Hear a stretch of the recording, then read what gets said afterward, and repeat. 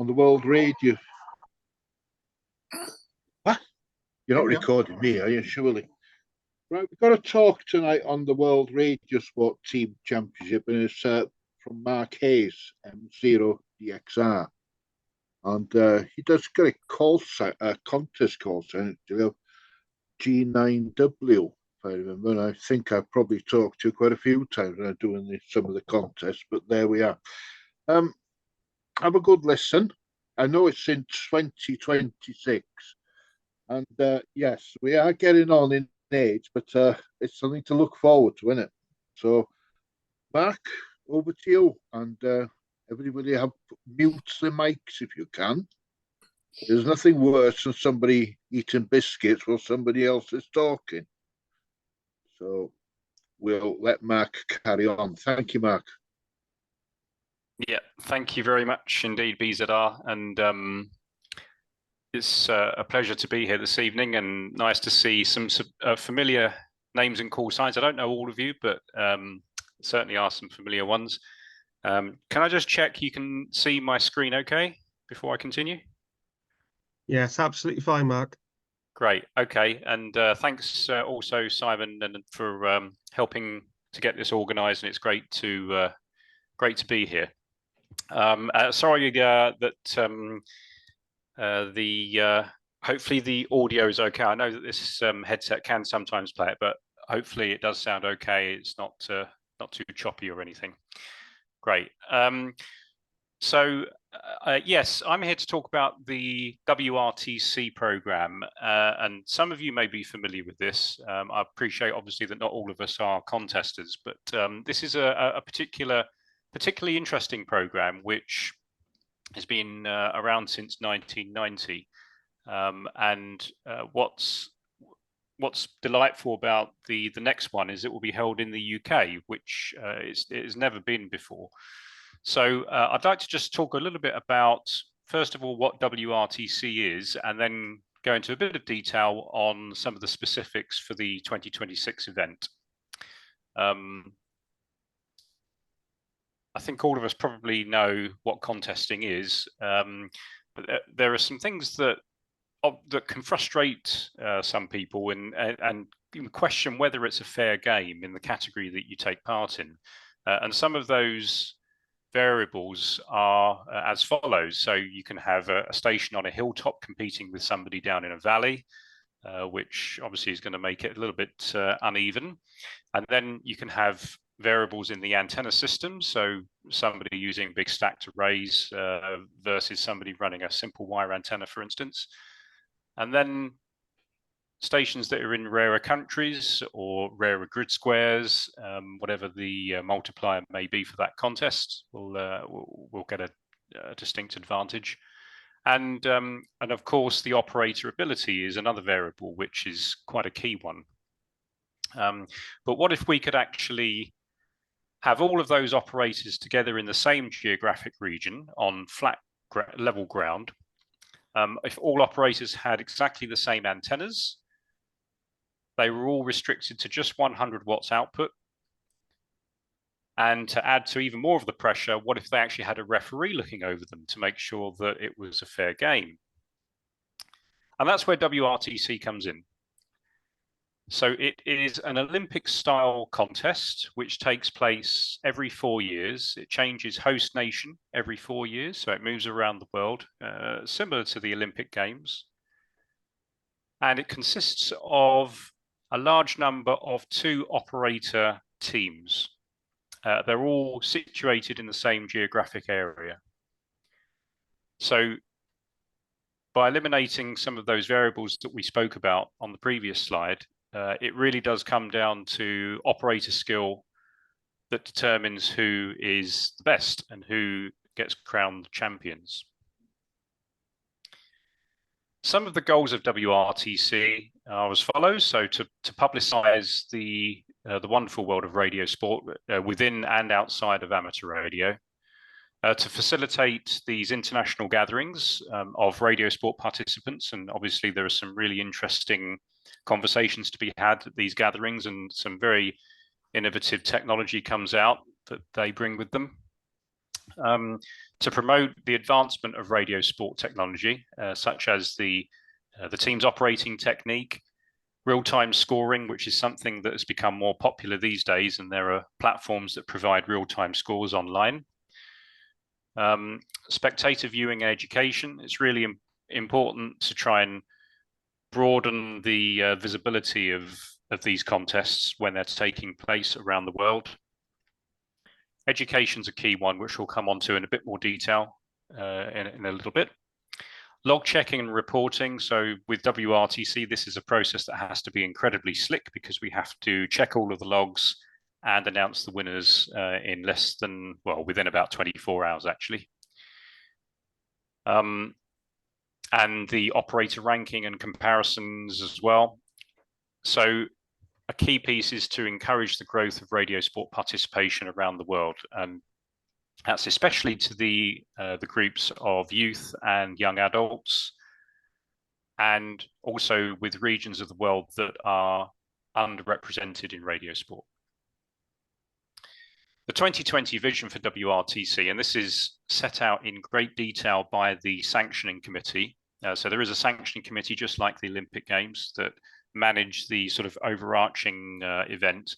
And we had to build a bid and submit a bid to the sanctioning committee for their review. And it is their decision who to award the hosting rights to. And they made it very clear that the vision is for this to be a premier international radio sports event by the year 2050. So we're trying to do everything that we can to make sure that we're building the foundations for that vision. A little bit about the history, just to go through where it has been previously. So it started in 1990 in Seattle, San Francisco in 1996. It then came over to Europe in 2000 in Slovenia. 2 years later, took place in Finland. Went to Brazil, South America in 2006. Went over to Russia in 2010, and Russia was a very key WRTC in that it was really the first one which set this level playing field sort of approach.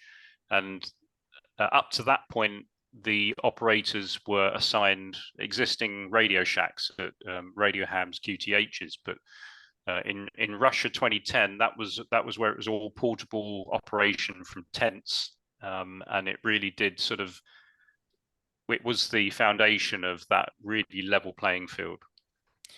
And then in 2014, went to Boston, again in the US, came over to Germany in 2018, where they used the Yankee 20, I'm trying to remember now, I think it was Yankee 24 and such prefixes, you may remember those.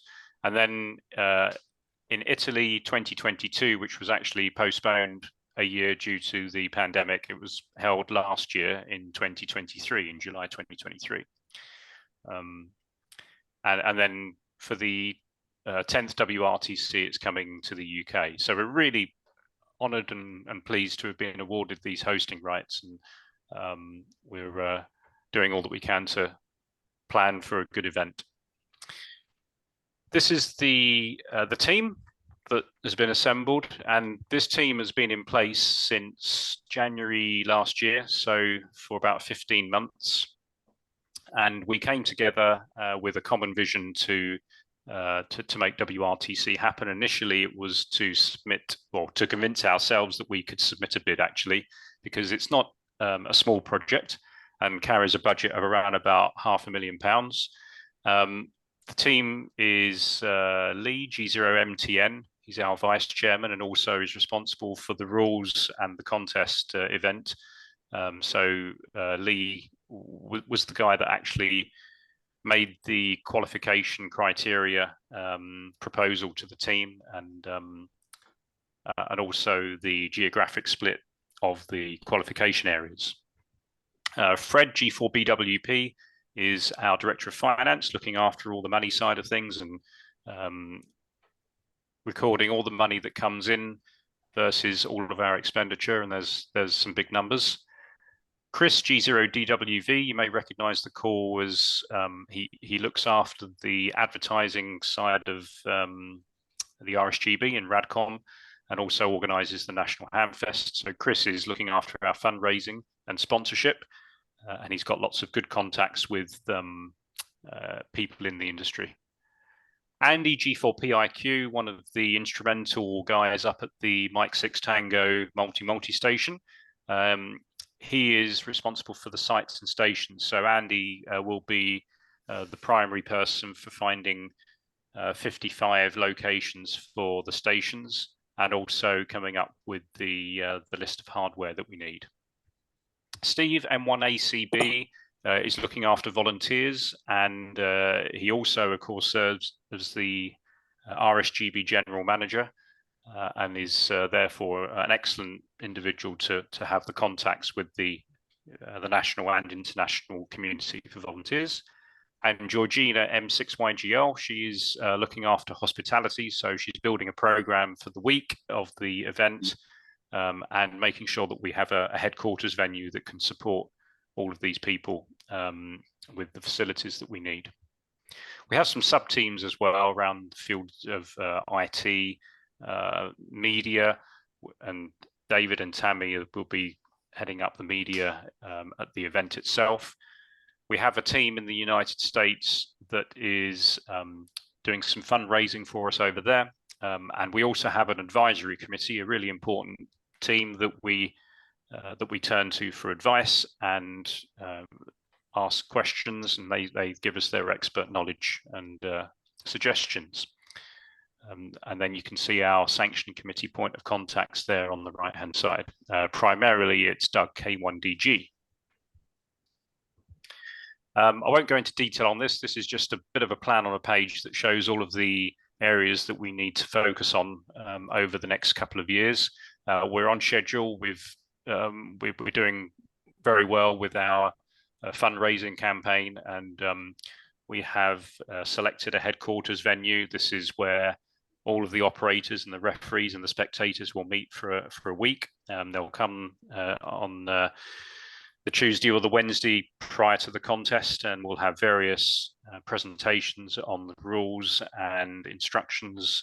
We're going to be having some school visits to give them an opportunity to learn about amateur radio and contesting and get excited about this very competitive event of elite operators.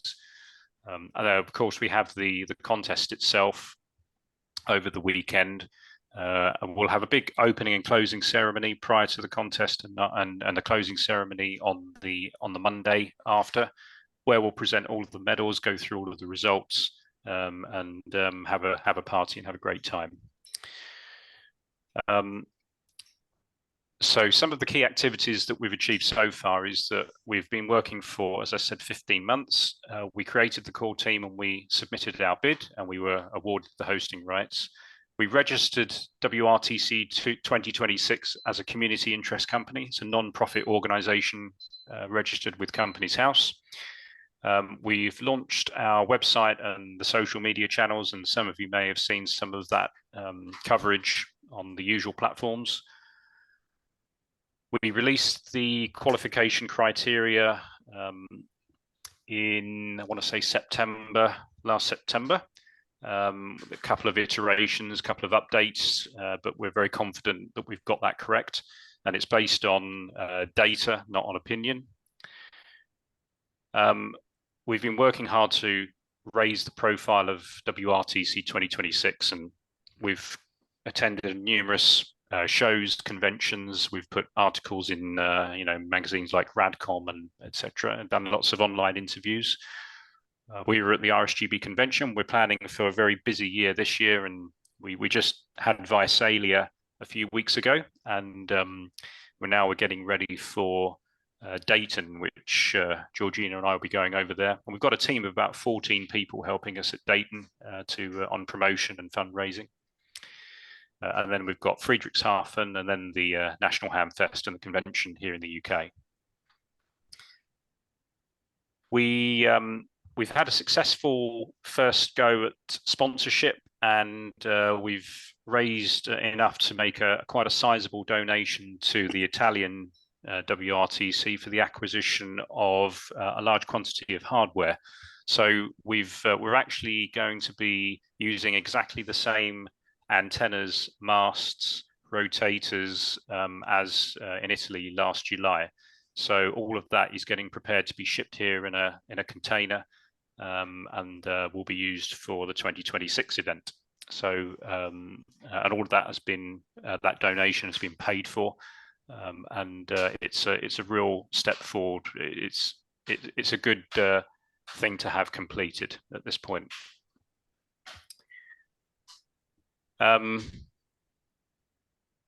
We've had to work very hard, and Georgina's worked very hard on the headquarters venue, and we've had a number of possible HQ venues that can provide the conferencing facilities, all of the on-site accommodation. To be able to have 500 people at a closing ceremony is not an easy thing to do, and it's been down selected, and we've signed the contract with the HQ venue. So that's all very good, and that was achieved in December. So now it's about building the relationships with the HQ and making sure that we plan for a successful event. We've also made available merchandise and memorabilia items, and they're available on the website: t-shirts, hoodies, more skis, all that kind of thing. So that's all going well, and a contribution from that goes to WRTC as well. We have also launched recently the live standings database. So this is where on the website you can search for any call sign and see where they are ranked currently in the qualification area. So those in first place on track for being a team leader for WRTC 2026. And some qualification areas don't just have one team leader position. There are up to 3 or 4 in some areas, so you can get an idea on how you're doing. These are the qualifying contests. So between CQ Worldwide SSB last October and ARRL sideband in March next year, 2025, these are the contests that you can take part in to gain points to go towards your WRTC points. So you can have up to 8 contests that will accrue points for WRTC. So you only really need to do 8 if you plan it correctly of these events. We are only 3 years from the previous WRTC to the UK one. Usually it would be 4 years. So we had to be very careful and selective about which contest we chose. And all of the planning, in fact, is reduced from a normal 4 years to 3 years. So we've got we have to expedite our work much more than we would have done normally. And on the right-hand side there, you can see this is an example of the area North America 6, which is an area of the West Coast. And you can see the WRTC points there that people have started to accrue. So once the results come out for these contests, we have to do quite a bit of work to process that and get it ready for our database and get the points correctly reflected. We import it, and then it goes live on the website. So the one that we'll be working on shortly will be the 2 ARRL contests, and followed by WPX SSB, which was in March.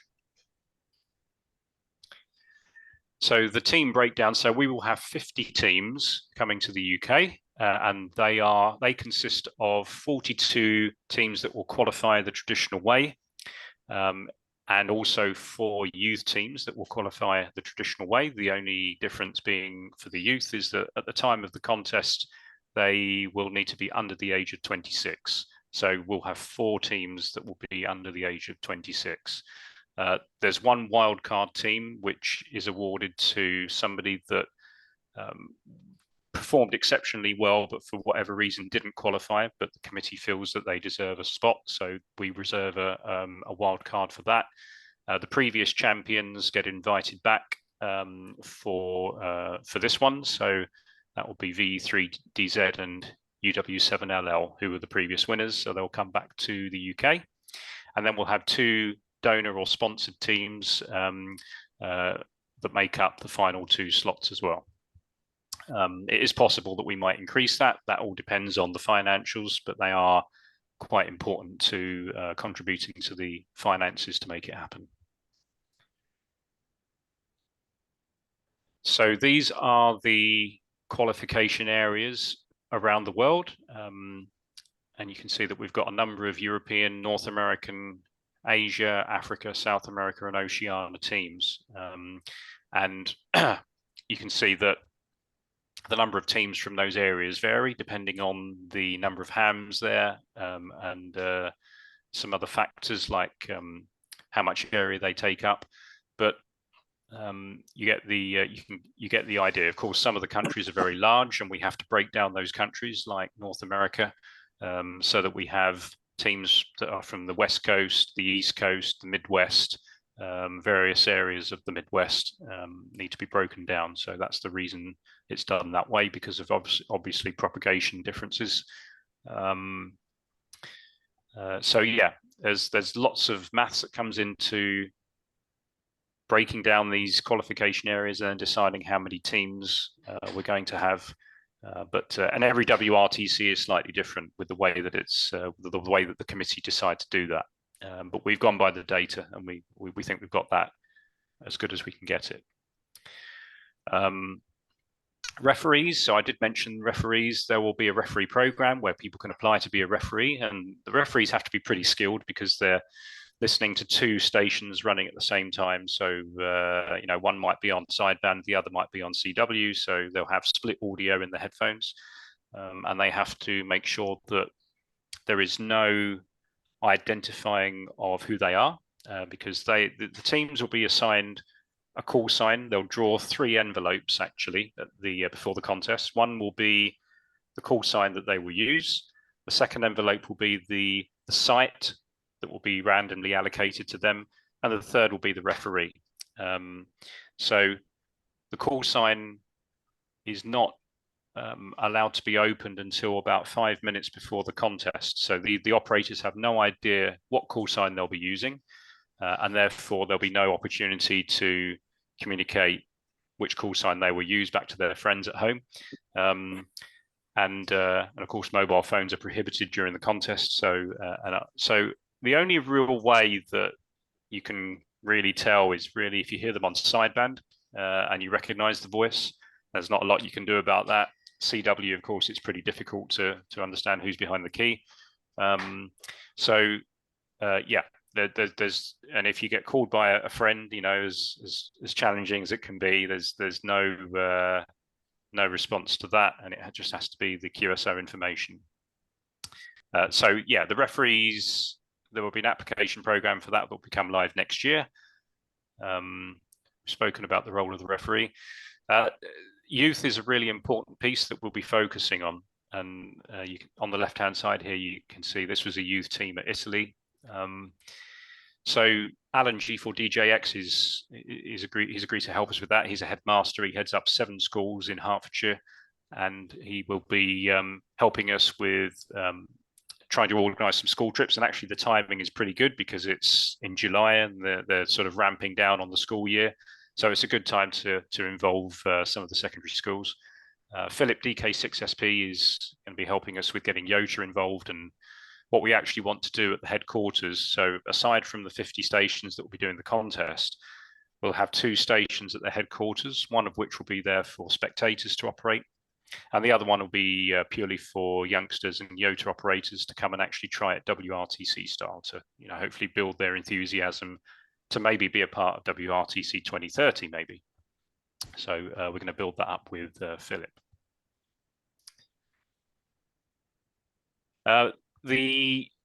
So when we first met as a committee, we thought about what area this needs to be held in. Now, it's quite important that we use flat land. We don't want hills. We don't want valleys. We can't have stations perched on hilltops. They all have to be consistent. So East Anglia presents the geography that really gives us that. So Norfolk and Suffolk. And also it allows for relatively easy access from the London airports and also sea travel from Europe. So everything seemed to make sense to hold it in that area. we might spill over into Essex and possibly Cambridgeshire, but I think the centre of activity will be Norfolk and Suffolk, and we want to make sure that the stations are as close to each other as possible. We need 55 sites, 50 for the stations, and then 5 spare, just in case we have any noise issues or the need to relocate a station. And Andy, G4PIQ, as I mentioned, is heading up that exercise to find the 55 sites.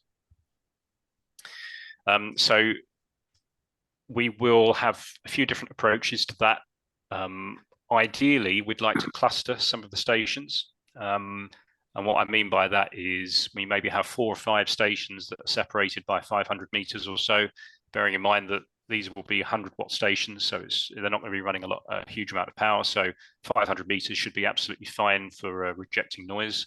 And that having these clusters helps from a logistical perspective, so we can have spares deployed to serve the cluster sites, and also we can make better use of our human resources as well, so the volunteers can support a number of sites rather than just one.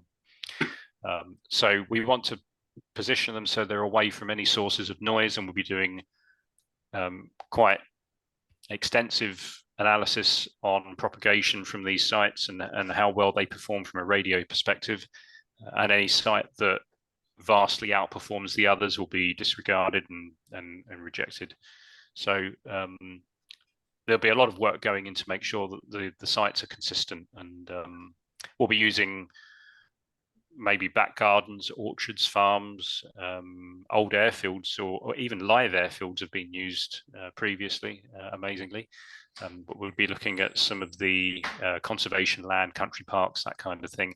And some of the HF field day sites that clubs use will be obvious choices to look at as well, as long as they're not too high up. This is a site, an example of a site. This was one of the Russian sites in 2010. So you can see that we've got a tri-bander there on a 30-foot mast, inverted V dipole for 80, inverted V dipole for 40, operator tent on the right, generator, and then a site team tent over on the left-hand side. So that's a typical site. So we need to build 50 of these. On the left here, this was operating from an existing QTH, as you can probably tell. So this is G4PIQ and BWP operating there. On the right-hand side, this is where it went sort of portable style, as you've just seen. And this is Dave and Andy operating with UA9MA as their referee. So this is a typical WRTC station. And then I was really fortunate to have been asked to be Olaf's partner at WRTC 2014, and this was our station on the left. We had a couple of K3s and a really interesting sort of duplexer system, triplexer system that allowed us operate the tri-bander on the 2 stations at the same time with 100 watts, and remarkably no noise problems whatsoever across the bands, between the bands. You see some of these really interesting designs come out on the band switching and the filtering, and as you can see here in this Peli case on the right, this was K1LZ and YT6A's switching unit that they designed purely for WRTC. So you see all these really good innovations come out, which are always interesting to see.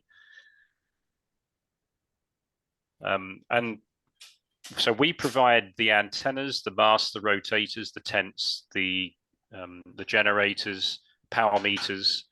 The operators are responsible for selecting and bringing their transceivers, their logging machines, their filters, anything else they might need, their keyers, headsets, foot switches, all of that. So all the insides pretty much come from the teams. We will go to these sites and we'll do testing. We're going to run so WRTC runs in the IARU contest in July. So we will do this contest next year as a dry run. So we'll have 4 or 5 stations that will set up WRTC style, run the contest, and using the actual antennas. We'll see how it goes, and then we'll monitor the reverse beacon network for signal strengths and see how they compare between the stations.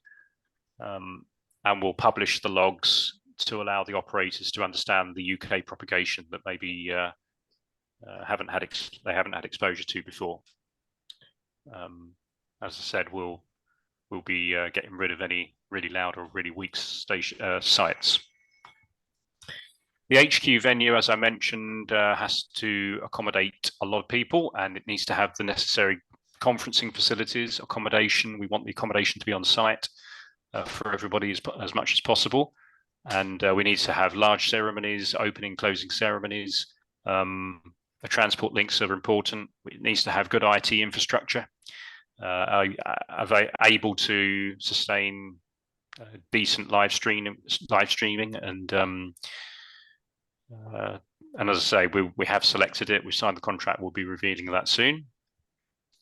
The actual event will consist of hundreds of international visitors coming here, so it's a great opportunity for the UK to get involved with some international radio hams, and it'd be great for the RSGB, for instance, and great for us UK radio hams to meet a lot of these people.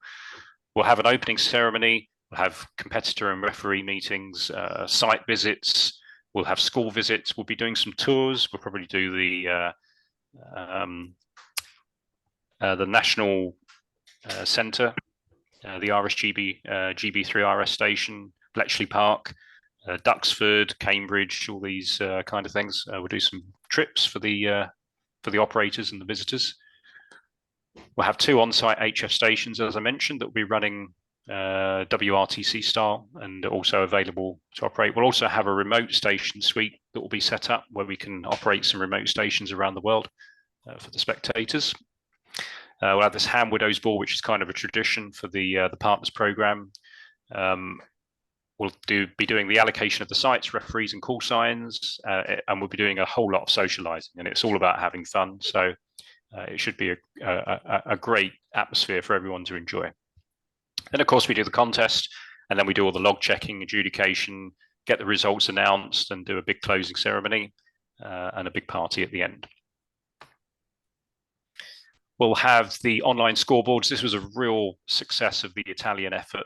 They had a really good online scoreboard presence system, and that worked extremely well. We'll be hoping to do something similar so that everyone can see which of the operators, where they are at any point during the contest. But of course, you can see the call signs and where they're ranked, but what you can't see is what their call sign is in the contest. So it breaks the link. We'll have live streaming of the HQ and also some of the sites, so we'll really do all that we can to reach out to everybody to make them feel involved. And you probably imagined that we need a very good collection of volunteers, a very healthy number of volunteers to make this happen. All of the stations need to be assembled, tested, troubleshooted, and supported during the event. So we need a very big number, and we reached out to the ham community last year just to see what the interest in volunteers would be, and we had an excellent response. We had more than enough to satisfy us that we could put the bid in. So we were just hoping that we can round up enough volunteers to help us with this in 2026 when push comes to shove and we actually need to do it. So hopefully that will be the case. We've had lots of people internationally saying they'll come over and help us as well, which is great. But it's a great opportunity to make some really decent friendships and socialize, and maybe build some international friends and that we can pay visits to as well. Fundraising, of course, is a big thing. As I mentioned, it's about £500,000 to make this thing happen. So we are working hard with corporate sponsors, clubs and organizations, individuals, sponsored teams, as I mentioned. We're doing this tent sponsorship program, which is a WRTC tradition where a radio club or a group of individuals can come together and sponsor a tent, and they are the official tent sponsor for that site. And we launched that on Saturday, in fact. So we've had, I think we've had about 11 or 12 tent sponsors so far, which is great.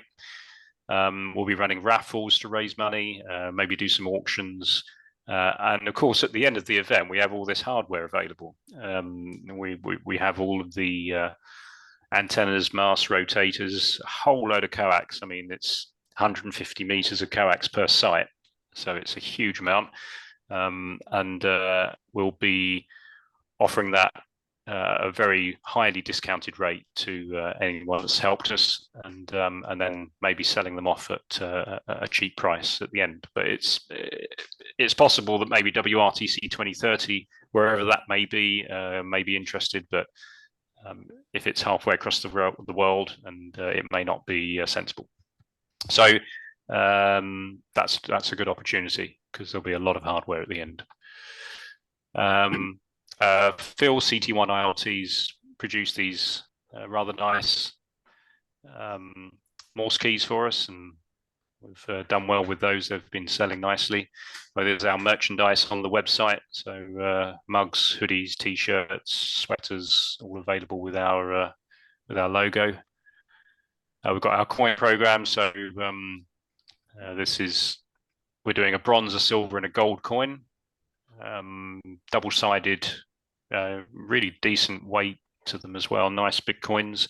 So yeah, any donations that we have of £100 or more this year receive a bronze coin and a certificate, and then the silver coin is next year, and the gold coin in 2026.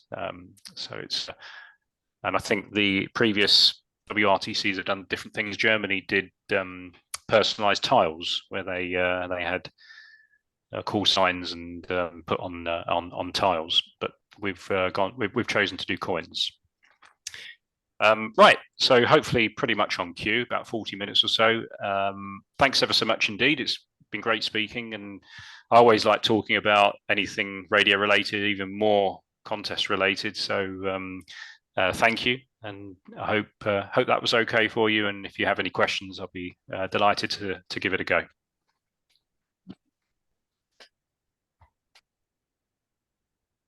Mark, could I just, on one of your slides where you had the different areas, the different countries, there's 2 or 3 countries. I noticed Spain and Portugal were lumped together. So why isn't Ireland included in the in with Britain? Was that a... Yep. Yeah, was that... Who was saying that? Was that Stuart? Yes, Stuart. Sorry. Oh, hi, hi, Stu. Yeah, yeah. The reason for that is we decided that we wanted a purely a UK team based on WRTC UK. So Europe 8 is just UK countries. Mm-hmm. Okay. And it's quite normal for a host nation to have one team for that nation. Right. Mm-hmm. Any other questions at all? Yeah. Can I ask just what about is each station going to have like its own local generator then for running the station? You know, so it's not connected to the mains. So is it like a generator one? And then the other daft question, of course, is, have you had a look at the lightning protection map for the UK? Yeah, Tony. So it's usually Honda that WRTC have a very good deal with, and they have supported a number of WRTCs in the past. So yes, we'll have 55 probably Honda generators, one at each of the sites, providing enough power for the stations and the operation. So obviously that's another fairly substantial hardware handling that we have there. And well, we can only hope that we don't get any bad weather. I mean, to have a storm, I mean, we don't get that many lightning storms, to be perfectly honest. So I would hope that would be the case on that particular weekend. But Murphy strikes. Yeah, but if you look, have you seen the IET? There's a lightning protection or lightning incidents in the UK, and the worst spot is where you're going. yeah. It is. The IET regs, yeah. It is quite possible. Yeah, it is quite possible. We have to just hope that the weather's good, and we'll be needing to put some contingencies in place if we do get bad weather. And what exactly that looks like yet, I don't know. We're way off that at the moment, but that's something we will need to consider definitely. And if we do get lightning in the vicinity, then we have to be clear about what we ask the operators to do from a safety point of view, because that's obviously the priority number one. You've standardized the antennas and everything, I gather. Yeah. And So why don't you standardize the transceivers that they get? Maybe you'll get one little team from Brazil who can only afford an old 706 Mark IIG, and you get somebody from Great Britain who can, have an helicopter K4, something like that, which makes it a little bit unequal. Why can't you do everybody gets the same? Well, everybody has their own preferences on transceivers, and I mean, I have my own preference. I'm generally an Icon man. I think if I was told I had to use another radio that I wasn't familiar with, that could generate some issues. And so WRTC generally only stipulates that the restriction from the transceiver is purely based on output power. What you choose to have is, in terms of the transceiver, is down to you, entirely down to you. It would be very rare, and I don't think it's ever really happened, that that there hasn't been a relatively high performing transceiver at all of the stations. The operators that are competing for this are performing extremely well, and I mean, if we had a situation where they didn't have the hardware, which would be unlikely because they're doing well to get to WRTC in the first place. If we had a situation maybe where we had a youth team that didn't have the necessary hardware, we would put something in place to provide them with the transceivers they need. Absolutely no problem. I think it would be unlikely that you get somebody rock up with a 706 type rig, but because that wouldn't be what they would have used to qualify. And it would be likely that if they didn't have the hardware, they would have contacts to get that hardware, and we could also help them with contacts for that as well. But yeah, the transceiver choice is entirely down to the operator, and they can do what they like.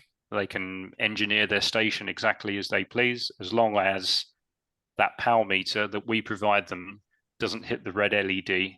Then everything's good.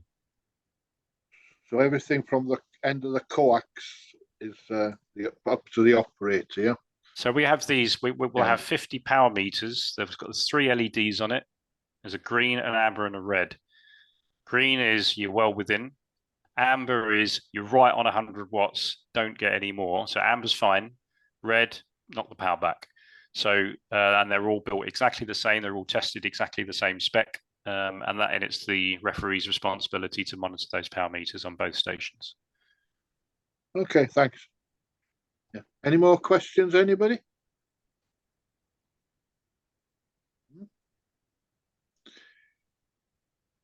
Right, well, if you haven't got any more questions, I found that quite interesting, actually. It's a pity it's down in Norfolk. It's a long way. I know when I do the 80-meter contest, I know a lot of people come from Norfolk.